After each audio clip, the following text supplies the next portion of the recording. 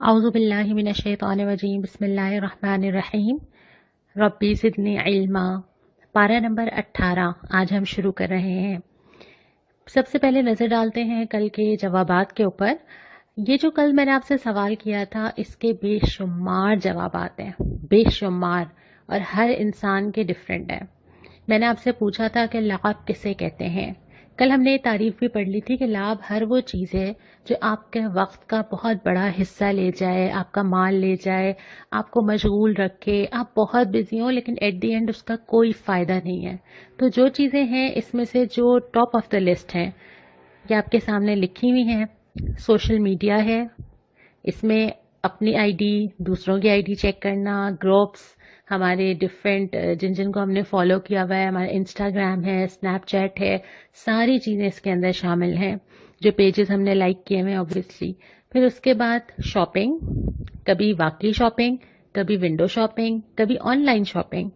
اس کے بعد آ جاتا ہے کوکنگ، ایک ریسیپی، دو ریسیپیز، مشکل ریسیپیز۔ اس کے بعد آ جاتا ہے گھر کی سجاوٹ، یعنی گھر میں اتنے ڈیکوریشن پیسز ہوں کہ مجھے ان کو صاف کرنے میں ہی پورا دن لگ جائے۔ پھر اس کے بعد آتا ہے چیٹنگ اور گوسپس جو ہمیں پسند آتی ہے، ہم بولتے جائیں، سنتے جائیں۔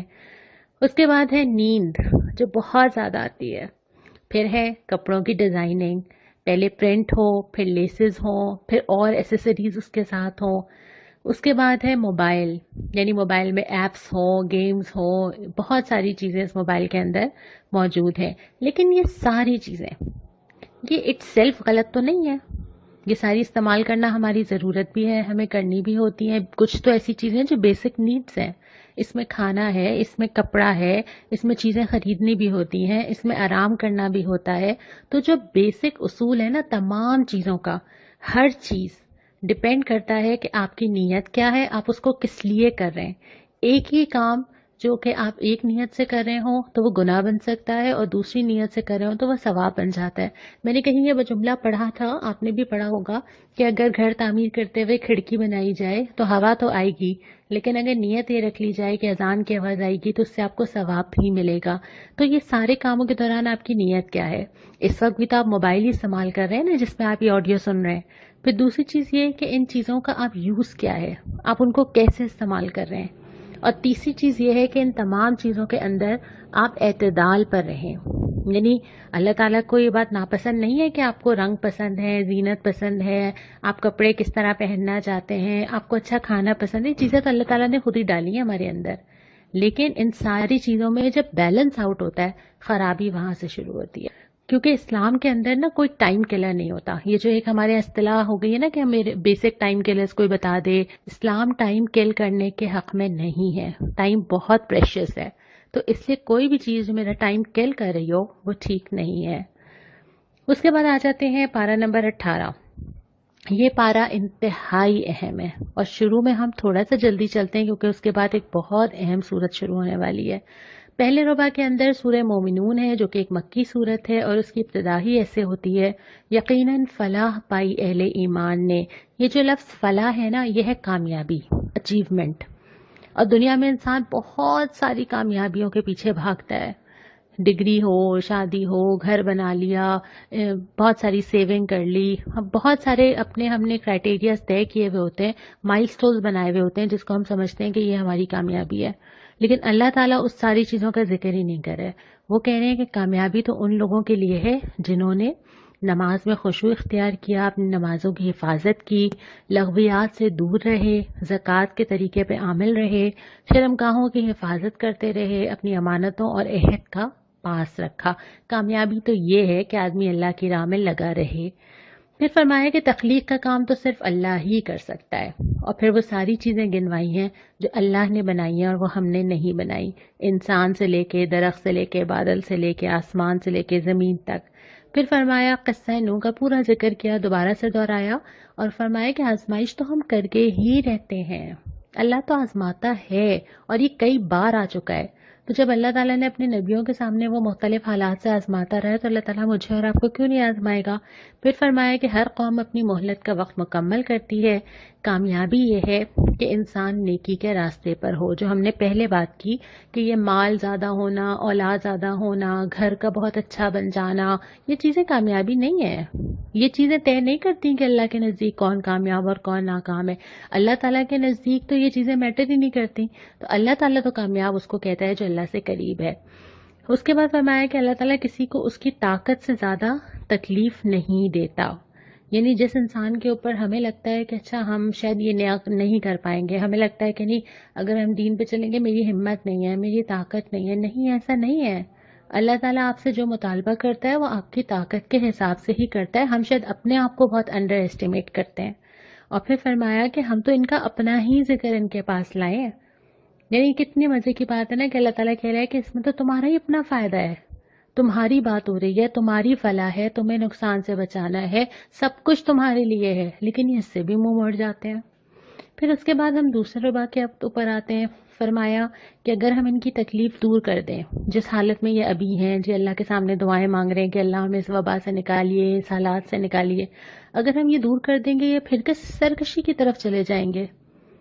میں کل یہ سوچ رہی تھی کہ ابھی جو ہمیں اللہ تعالیٰ سے تعلق محسوس ہو رہا ہے، ہم گھر کے اندر ہیں، ہم اتنا وقت دے رہے ہیں کہ رمضان چلا جائے گا تو ہم واپس اسی روٹین پہ چلے جائیں گے کہ پھر بس ہم اگلے رمضان کا انتظار کریں گے نیکی پہ چلنے کے لیے. پھر اس کے بعد اللہ تعالیٰ کے سارے احسانات، اللہ تعالیٰ کی قدرت ایک ایک کر کے گنوائی گئی ہے کہ تمہیں سماعت دی، تمہیں دل دیا، زندگی دی، تمہیں موت بھی دیتا ہے، پھر تمہیں اقتدار بھی دیتا ہے، ساری چیزیں ذکر کی ہیں. اور پھر فرمایا اے نبی صلی اللہ علیہ وسلم برائی کو بہترین طریقے سے دفع کریں.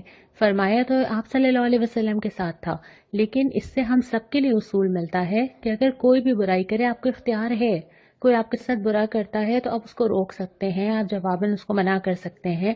لیکن اللہ تعالیٰ چاہتا ہے کہ ریٹرن بہتر ہو.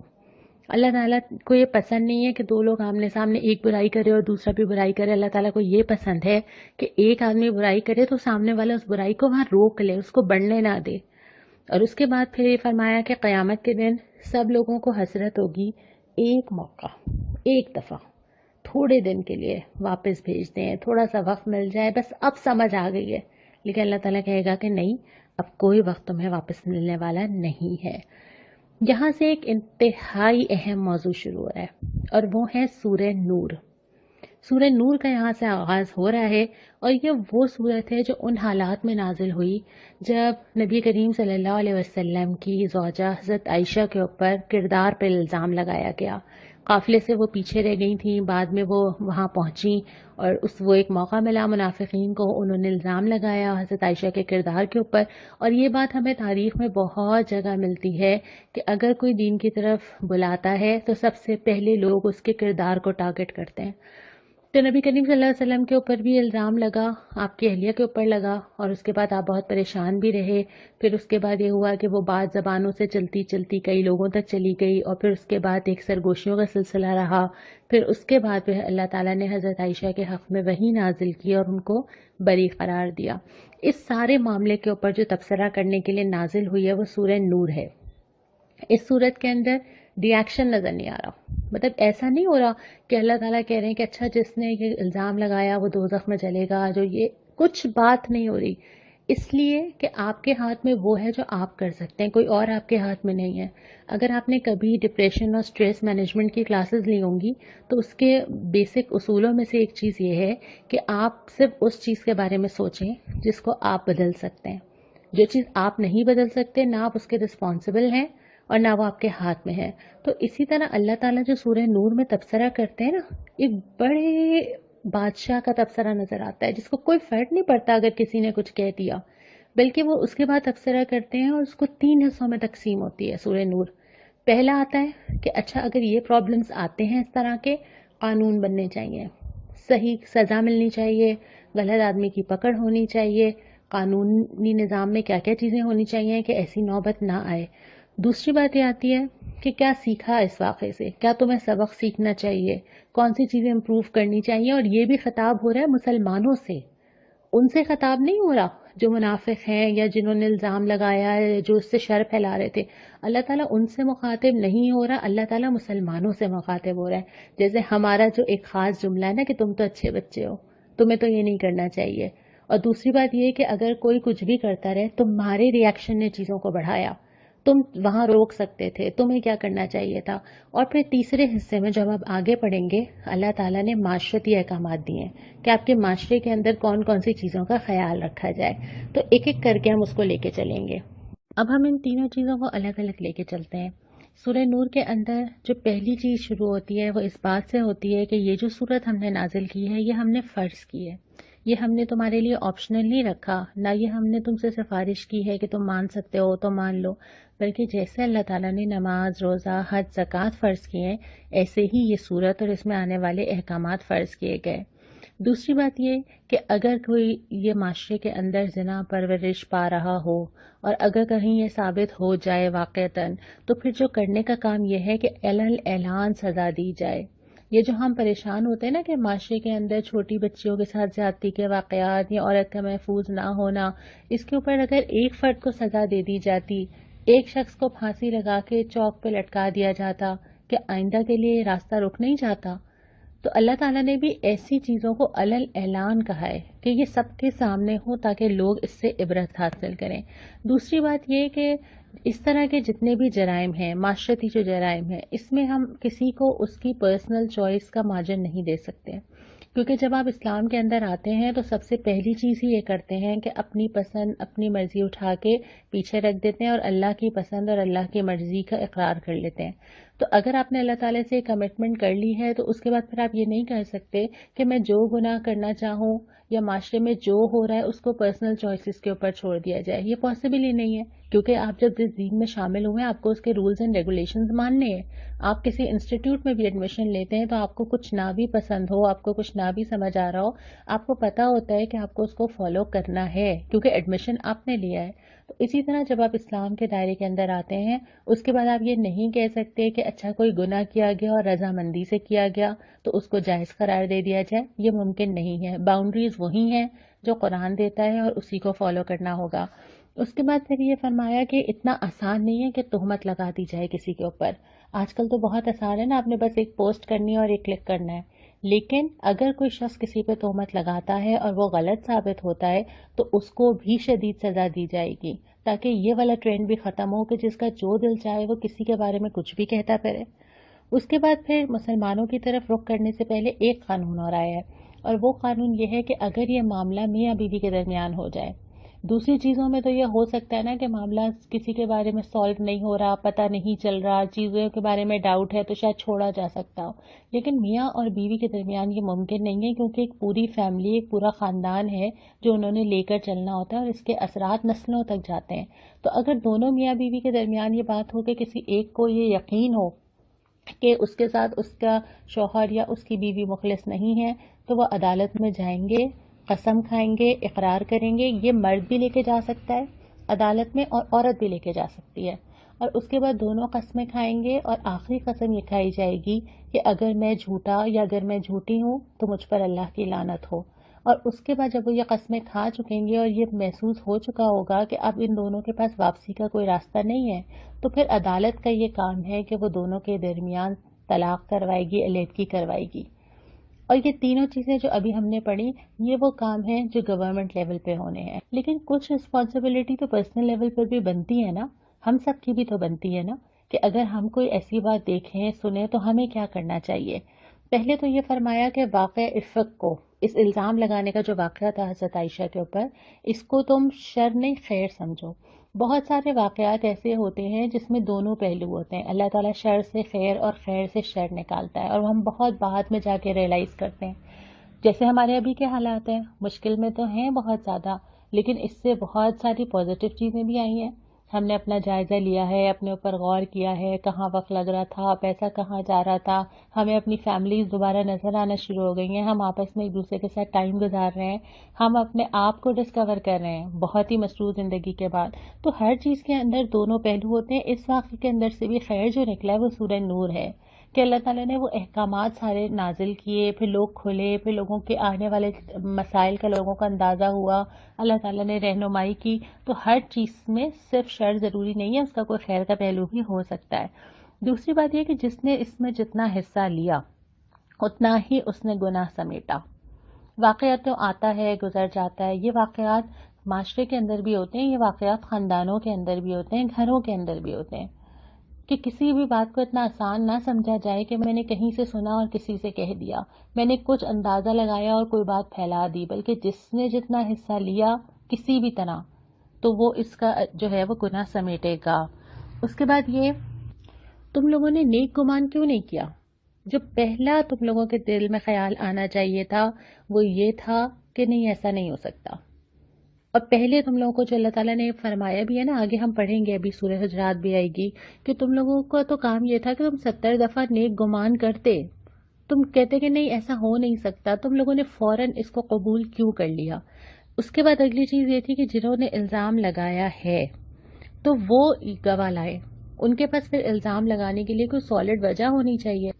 ہمارے پاس یہ چیز الٹی ہوتی ہے، ہمارے پاس یہ ہوتا ہے کہ کوئی جو چاہے الزام لگا دے اور اس کے بعد اپنے آپ کو ڈیفینڈ کرنا اس آدمی کا کام ہے کہ وہ بتائے کہ وہ واقعی اس نے ایسا کیا ہے یا نہیں کیا ہے نا۔ تو اصول تو یہ ہے کہ جو الزام لگانے والا ہوگا اس کے پاس وجوہات ہونی چاہیے، اس کے پاس ثبوت ہونا چاہیے، اور اگر وہ غلط ہوگا تو پھر اس کو بھی سزا کے لیے تیار رہنا چاہیے۔ پھر ایک اور تنبیہ یہ کی کہ تم لوگ ایک زبان سے دوسری زبان لیتے چلے جا رہے تھے، اور ہم جانتے ہیں نا یہ ہمارے ساتھ ہوتا ہے، یہ جو ہم نے پہلے بھی بات کی تھی کہ جو گوسپس کا شوق ہے، یہ جو شیئر لائک کرنے کا شوق ہے، یہ جو ہم گھنٹوں گھنٹوں گفتگو کرتے ہیں جس میں ہم بہت ساری چیزیں ادھر سے ادھر ادھر سے ادھر ہوتی چلی جاتی ہے نا۔ تو ایک تو زبان کا پہلے بھی آیا تھا کہ زبان کی حفاظت کرنا بہت ضروری ہے، دوسری بات یہ کہ خاص طور پہ جب کسی کی عزت کا معاملہ ہو، بہت سارے معاملات ایسے ہوتے ہیں جس میں ہم اگر اظہار خیال نہ کریں تو کوئی فرق نہیں پڑتا، بہت ساری چیزیں ایسی ہوتی ہیں جو ہم آگے بات نہ کریں تو کوئی فرق نہیں پڑتا، اور بعض دفعہ یہ بھی ہو سکتا ہے کہ ہمیں جو چیز معلوم ہوئی ہے وہ سچ ہے، ضروری نہیں ہے کہ ہم جھوٹ ہی آگے کہیں، لیکن بعض سچ بھی اگر آگے نہ کہے جائیں تو کوئی فرق تو نہیں پڑتا۔ بعض واقعات پتہ چل جائے آپ کو، فیملیز کے اندر آپ کو کچھ چیزیں پتہ چل گئی ہیں، کسی کے کوئی پرابلمز ہیں جو آپ کو پتہ چل گئے ہیں، دو لوگوں کے درمیان میں کوئی ایشوز ہیں جو ہمیں معلوم ہو گئے ہیں، کیا ضروری ہے کہ ڈسکس کیا جائے؟ کیا ضروری ہے کہ وہ چیز میری زبان سے کہیں اور ضرور جائے؟ یہاں پہ اللہ تعالیٰ نے اس کو روکا ہے۔ اس کے بعد پھر ہم آگے آتے ہیں معاشرتی احکامات۔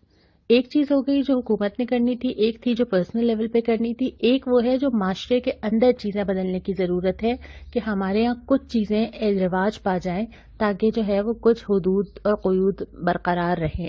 پہلی چیز یہ تھی کہ یہ حضرت ابو بکر صدیق نے وہ کسی کی مدد کیا کرتے تھے اور اس کے بعد انہوں نے قسم کھائی کہ میں مدد نہیں کروں گا کیونکہ انہوں نے حضرت عائشہ پہ الزام لگانے والوں کا ساتھ دیا ہے، تو اس پہ اللہ تعالیٰ نے یہ آیت دی تھی کہ نہیں تم ایسا نہ کرو، جو لوگ کسی صاحب حیثیت ہوں اور کسی کی مدد کر رہے ہوں تو وہ اپنی مدد جاری رکھیں، اور سوال یہ کیا ہے، تم نہیں چاہتے کہ اللہ تمہارے ساتھ رحمت کا سلوک کرے؟ ہم چاہتے ہیں نا کہ اللہ تعالیٰ ہماری ساری چیزیں چھوڑ دے، ہم جو کرے معاف ہو جائے، لیکن لوگوں کے ساتھ ہم یہ معاملہ کرنے پہ تیار نہیں ہیں، لوگوں کی ہم چھوٹی سے چھوٹی چیز معاف کرنے پہ تیار نہیں ہیں۔ تو جو معاملہ جو حدیث بتاتی ہے نا، جو زمین والوں پہ رحم کرے گا آسمان والا اس کے اوپر رحم کرے گا، تو وہی معاملہ ہم لوگوں کے ساتھ بھی کریں۔ اگلی چیز ہے کہ بلا اجازت گھروں میں داخل ہونے کی ممانعت، اس سے بہت ساری چیزیں نکلتی ہیں۔ ایک تو یہ ملتا ہے کہ آپ گھروں کے اندر جائیں تو آپ اجازت لیں، اور اگر اجازت نہ ملے تو آپ خوش دلی کے ساتھ واپس آ جائیں، اس پہ اعتراض نہ کریں کہ کیوں اجازت نہیں دی جا رہی۔ دوسری بات یہ کہ کتنی دفعہ اس کی بہت ساری ہمیں شرح میں ڈیٹیلز ملتی ہیں کہ 3 دفعہ پکارا جائے۔ اب اگر آپ اس کو 3 دفعہ بیل بجانے پہ کر لیجئے کہ 3 دفعہ بجائی جائے، اور اگر 3 دفعہ جواب نہیں آتا تو پھر آپ خوش دلی سے واپس آ جائیں۔ دوسری بات، اس میں بہت ساری چیزیں اس کی ذیل میں آ جاتی ہیں۔ اس کا مقصد یہ ہے کہ کسی بھی شخص کی پرسنل پرائیویسی یا پرسنل سپیس کا خیال رکھا جائے۔ اب اس کے اندر یہ بھی آتا ہے کہ آپ کسی کے گھر جھانک رہے ہیں، آپ کے گھر سے کسی کے گھر نظر آتا ہے تو آپ جھانک جھانک کے دیکھ رہے ہیں کہ وہاں پہ کیا ہو رہا ہے۔ اس میں وہ سٹاک کرنا بھی آتا ہے کہ آپ نے کسی کی فیس بک جا کے چیک کیا، آپ نے جا کے دوسروں کے آئی ڈیز پہ چیک کیا کہ وہ کیا شیئر کر رہے ہیں، کسی کا فون کھولا مل گیا تو جا کے چیک کیا، چاہے وہ آپ کے گھر والے، آپ کے شوہر بیوی، آپ کے بچے ہی کیوں نہ ہوں۔ اس کے بعد یہ کہ آپ کسی کے میسیجز چیک کر رہے ہیں خاموشی کے ساتھ۔ پھر اس میں یہ بھی ہے کہ اگر آپ جا رہے ہیں اور آپ پوچھا جا رہا ہے کہ کون، تو اپنا نام بتائیے، یہ نہ کہیے کہ میں۔ پھر یہ بھی ملتا ہے کہ گھروں کے اندر بھی احتیاط کی جائے، اور اس میں ٹیلی فونز بھی شامل ہیں کہ اگر آپ کسی کو کال کر رہے ہیں اور وہ آپ کی کال پک نہیں کر رہا تو آپ بار بار رنگ نہ کریں، آپ انتظار کریں کہ وہ آپ کو کال بیک کر لے۔ تو ہر ایک کی جو ایک پرسنل پرائیویسی ہے نا، اس کا خیال رکھنا بہت ضروری ہے۔ اور اس کے بعد پھر مرد اور خواتین دونوں کے لیے ہدایت ہے. دونوں کو الگ الگ مخاطب کیا ہے کہ اپنی نظریں بچا کے رکھیں اور اپنی شرمگاہوں کی حفاظت رکھیں. یعنی اپنے کردار کا خیال وہ خود رکھیں، اور اگر وہ باہر نکلتے ہیں اور ان کی نظر پڑ ہی جاتی ہے تو وہ اس نظر کو فوراً نیچے کر لیں. اس میں مردوں کے لیے بھی ظاہر اجازت نہیں ہے کہ وہ کسی کو بھی ہراس کریں، کسی کو بھی دیکھیں، اور خواتین کے لیے بھی اجازت نہیں ہے کہ وہ بہت زیادہ مردوں کو دیکھیں الا یہ کہ ضرورت ہو، ضرورتاً ہو. اس کے بعد یہ کہ عورتیں جو ہیں وہ اپنی زینت ظاہر نہ کریں سوائے اس کے جو خود بخود ظاہر ہو جائے. اپنے سینوں پہ اپنے دوپٹے ڈال کے رکھیں. یہاں پہ اللہ تعالیٰ نے، کیونکہ دونوں مردوں اور عورتوں دونوں جنسوں کو اللہ تعالیٰ نے ایک دوسرے سے اٹریکٹ کیا ہے. اگر اللہ تعالیٰ یہ نہ کرتے نا تو ہمارا فیملی سسٹم نہیں چل سکتا تھا. دونوں ایک دوسرے کی ضرورت محسوس کرتے ہیں، دونوں ایک دوسرے کو کمپلیٹ کرتے ہیں. اس وجہ سے ہی دونوں نکاح کی ضرورت محسوس کرتے ہوئے خاندان کی بنیاد رکھتے ہیں. لیکن وہی چیز جو اللہ تعالیٰ نے ان کے اندر کشش رکھی ہے وہ جائز رشتے میں ہوتی ہے تو باندھ کے رکھتی ہے، لیکن اگر وہ کسی رشتے کے بغیر ہوتی ہے تو وہ معاشرے میں فحاشی اور بہت ساری دوسری غیر اخلاقی چیزوں کا سبب بن جاتی ہے. تو اس کا راستہ روکنے کے لیے کچھ چیزیں بتائی گئی ہیں. پھر اس کے بعد وہ تمام قریبی رشتے محرم قرار دے دیے ہیں جن سے ہمیں دن رات کا ملنا ہوتا ہے، اور اس میں کوئی پابندی نہیں ہے. ایسا نہیں ہے کہ گھروں کے اندر بھی پردہ کر کے رہنا ہے یا کوئی چیز بہت مشکل ہے. جتنا بھی پاسبل قریب کا دائرہ ہو سکتا تھا اس کو اللہ تعالیٰ نے مستثنی رکھا. اس میں ہمارے لیے آسانی بھی ہے اور اس میں ہمارے لیے احترام بھی ہے کہ اس وجہ سے ہمارے آس پاس ہماری حرمت قائم ہوتی ہے. یعنی خواتین اور مرد جو آپس میں محرم ہوتے ہیں وہ سب ایک دوسرے کو رسپیکٹ کرتے ہیں اور ایک دوسرے کا احترام کرتے ہیں. اس کے بعد نکاح کی تلقین کی گئی ہے کہ کسی کو بھی، چاہے وہ بیوہ ہو چاہے وہ غلام ہو، نکاح کے بغیر نہ چھوڑا جائے. اور یہ بہت بڑی حکمت ہے اس میں اللہ تعالیٰ کی، کیونکہ اللہ تعالیٰ نے جو خواہشات انسان کے اندر رکھی ہیں اس کو پورا کرنے کا اس کو جائز راستہ دیا جائے. لیکن ہمارے معاشرے میں یہ نہیں ہو پاتا. ابھی ہم اس کے اوپر بھی بات کریں گے. اس کے بعد فرمایا اللہ آسمان اور زمین کا نور ہے. اس کے لیے کچھ مثالیں دی گئی ہیں. کفر کی مثال ہے کہ ایک آدمی کفر کرتا ہے، وہ ایسا ہے جیسے وہ صحرا میں جا رہا ہو، اس کو لگ رہا ہے کہ پانی آ رہا ہے لیکن جب وہ قریب پہنچا تو اس کو کچھ نہ ملا. ایسے ہی مثال ان لوگوں کی ہے جو آخرت سمجھ رہے ہیں کہ ہمارے لیے بہت کچھ جمع ہوگا لیکن کچھ بھی نہیں. یا پھر ایک اور مثال ہے کہ گہرے سمندر میں ایک انسان ہے اور وہ ڈوبتا جا رہا ہے، اندھیرا ہے، تاریکی ہے، کچھ سمجھ نہیں آ رہا. تو یہ مثال ان لوگوں کی ہے کہ جو دنیا میں کفر میں یا اللہ سے بغاوت میں یا اللہ سے انکار میں ڈوبتے جا رہے ہیں، راستہ نہیں پا رہے. پھر اس کے بعد چوتھا ربع آتا ہے. شروع اسی بات سے ہوتی ہے جہاں سے سورت شروع ہوئی تھی. ایمان لانے والوں کا کام تو یہ ہے کہ وہ کہیں کہ ہم نے سنا اور اطاعت قبول کی. اگر مگر کیا کیوں کیسے، یہ ایمان لانے والوں کا کام نہیں ہے. اس کے بعد اہل ایمان سے اللہ تعالیٰ نے 3 وعدے کیے ہیں کہ اللہ تعالیٰ نے زمین میں خلیفہ بنائے گا، دین کو ان کے لیے قائم کرے گا، ان کے خوف کو امن سے بدل دے گا. لیکن شرط وہی ہے کہ اہل ایمان جو ہیں وہ ایمان کے اس توقع پہ پورے اتریں جو پورا قرآن ہمیں بتاتا ہے. پھر معاشرتی احکامات آتے ہیں کہ گھروں کے اندر بھی کچھ حدود ہیں. گھر کے اندر بھی اگر کوئی ملازم ہے، اگر بچے ہیں، بچے ڈفرینٹ ایج گروپ کے ہیں، ٹین ایجز ہیں، تو ان بچوں کے ساتھ بھی آپ کو کچھ حدود بنانی ہے کہ اگر مخصوص اوقات ہیں تو وہ اجازت لے کر آئیں. بعض اوقات ایسے ہیں کہ آپ کمفرٹیبل نہیں ہیں یا آپ اس طرح کا لباس ہے کہ جس میں بچوں کا نہ آنا بہتر ہے، یا یہ کہ آپ کو کچھ اوقات ایسے ہیں جس میں آپ کو ضرورت ہے کہ آپ کی چیزیں تھوڑی پرائیویٹ ہوں، تو پھر آپ اس صورت میں جو ہے وہ کچھ لمیٹیشن ضرور بنائیں کہ کن کن اوقات میں اگر کوئی آتا ہے تو اجازت لے کر آئے. پھر اس کے بعد بزرگ خواتین کے لیے رعایت دی ہے پردے کی کہ اگر وہ اپنی چادریں نہ لیں تو کوئی مذائقہ نہیں ہے، لیکن حیا کریں تو ان کے لیے ہی اچھا ہے. پھر اس کے بعد ایک اور چیز یہ کہ ایک دوسرے کے گھر میں کھانے پینے میں کوئی حرج نہیں ہے. ایسا نہیں ہے کہ اگر آپ گھر کے اندر مرد الگ بیٹھیں گے، خواتین الگ بیٹھیں گی، یا اسلام نے جو پردے کا ایک نظام دیا تو اس کا یہ مطلب نہیں ہے کہ لوگ ملنا جلنا چھوڑ دیں گے.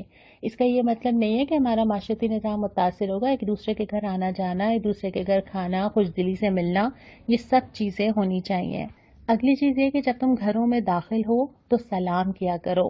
اس سے یہ ہوگا کہ گھر والوں کو پتہ چل جائے گا کہ تم داخل ہو رہے ہو. اچھا، ایک اور چیز اسی سے ریلیٹڈ ہم یہاں پہ بات کر لیتے ہیں. پہلے یہ ہدایت کی تھی کہ بلا اجازت نہ ہو، یہاں پہ یہ ہے کہ سلام کر کے آؤ.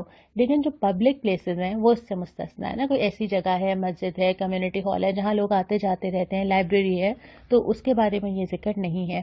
پھر نبی کریم صلی اللہ علیہ وسلم کے احترام کرنے کی تلقین کی گئی ہے. اور اس کے بعد یہ ہے کہ سورہ فرقان شروع ہو جاتی ہے جو مکی صورت ہے.